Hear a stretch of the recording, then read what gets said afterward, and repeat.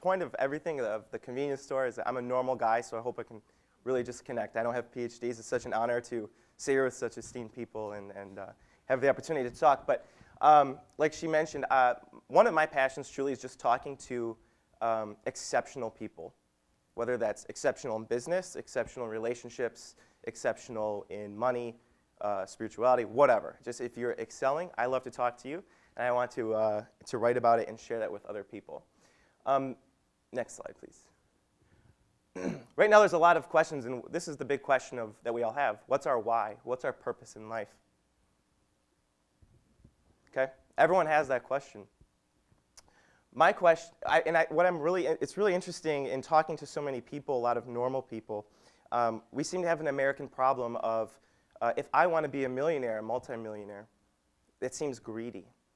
We're held back by our own perceptions of what people might think. In talking to a lot of people, in talking to a lot of exceptional people, the question they seem to really ask a lot is, why not? Why not me? Why can't I have $5 million? Why can't I be married for 70 years? Why can't I help lead people? So in talking to all these really exceptional people, great people, I've talked to entrepreneurs, I've talked to long married couples, I've talked to Justin Bieber's voice coach. I've talked to a lot of people, okay? And so I just want to share, there's so many concepts. I could talk about each one of these for an hour. Bears is just the way I've organized it. So really exceptional people, they have a lot of balance. They're not just entrepreneurs. Really exceptional people don't just have great marriages. Everything seems to kind of fit. Balance. In each of the areas of our lives, we have money, business, relationships, health, and spirituality or God. Each of these people, each of these are like bank accounts, and they regularly put deposits. What have you done for your marriage today? Are you saving money for an emergency? They are wise enough to foresee that an emergency is coming in each one of these things so that when a crisis comes, they can change that crisis into an inconvenience. A perfect example, my laptop was stolen out of the front seat of my car last week with a whole bunch of work on it.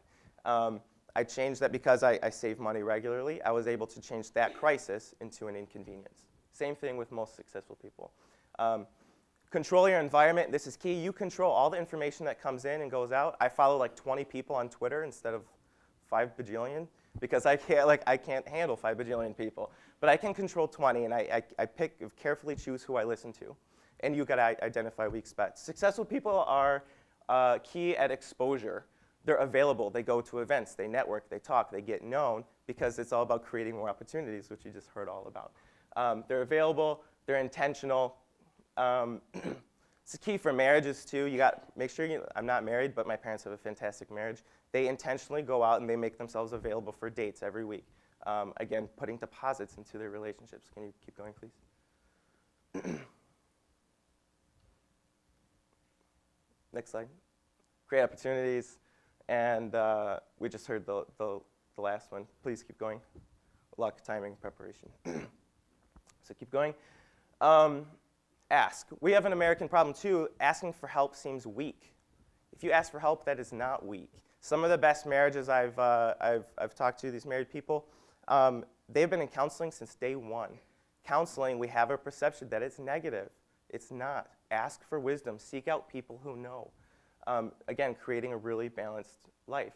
Do what millionaires do. If you want to be a millionaire, do what they do. We have the opportunity. Take one out to lunch. Take 5 out to lunch. Ask them, how do you do it? What's the secret? Will you help me? You have to create these opportunities. You hang out with the people you want to be like.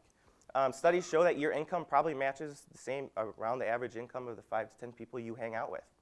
Well, if you want to increase your income, hang out with people with better incomes. Okay?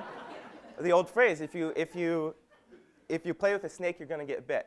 But if you hang out with millionaires, you're probably going to become a millionaire. You hang out with people who have been married for 70 years, you probably end up married 70 years. Relentless positive action. Successful people that I've talked to, again, they know who they are and where they're at. They know where they're going, and they have all the resources they need to do to figure out how to get there. They want to cross the Mississippi River. They work the plan back to figure out they got to get on this boat. Okay, it's pretty simple in regard. One more. Setbacks happen. As I mentioned, Our plans change. A lot of the really successful people I've noticed have their lives planned out the next 5, 10, 20 years. Obviously, those change as we have experiences in the books we read, especially those things. But setbacks happen, plans change, but they're always planning. They always do have a plan so that they know the next step. They're always moving, going somewhere, relentless, positive action. The last one, I think this is key. Successful people I've noticed know when to, could you, one more slide, please? They know when to shut up. They know when to hold their tongue. This comes with wisdom. It comes with likability, increasing opportunities. It's okay to have an opinion, but again, an American thing, we're loud and we're proud. We're going to say how we want it. We're going to say what we need to say. But I think one way to increase, especially when you're getting started, which is a lot of the people I've talked to, it's okay not to correct somebody if they're wrong. Let them be wrong. And I'm particularly keen to this. I'm religious, I'm political, I'm a guy. I like to correct people. So I can speak from experience on this one. But this comes with wisdom, and it comes with maturity, it comes with growth. And it's a lot of times the loving thing to correct somebody, but most of the time, it's probably best to just hold your tongue, let things be at peace. That's what I've learned so far, and that's just one of the ideas we're spreading. So.